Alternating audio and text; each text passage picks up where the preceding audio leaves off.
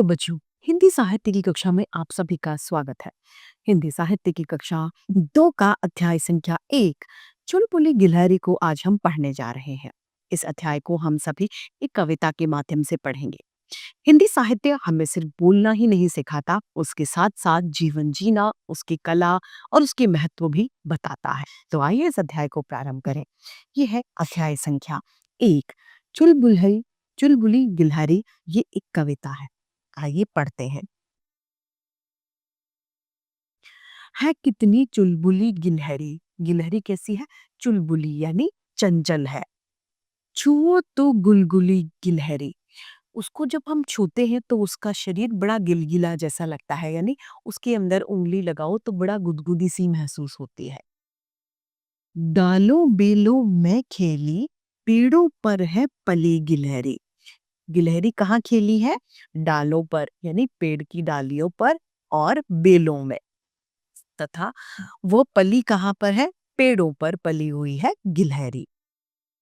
सुंदर सुंदर पूंछ उठाकर कोटर में है चली गिलहरी। गिलहरी की पूंछ कैसी है? बड़ी सुंदर है और वो उसे उठाकर कोटर, जो वृक्ष के बीच में एक खड्डा होता है, खोखल होता है, उसे कोटर कहा जाता है, उसमें चलती है गिलहरी।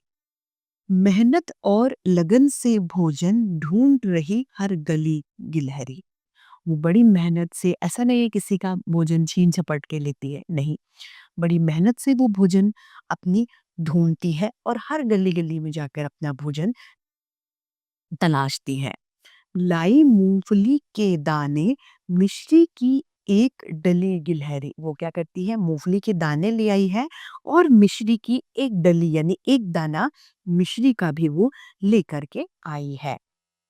ची ची ची गाती है जब लगती है तब भली गिलहरी। गिलहरी कैसे बोलती है? ची ची करके बोलती है, वो सबको भली लगती है।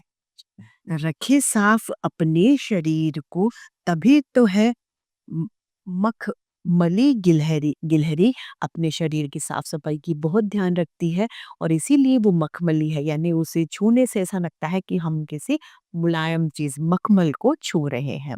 तो आइए इस सुंदर सी कविता को एक बार एक साथ दोहरा लेते हैं।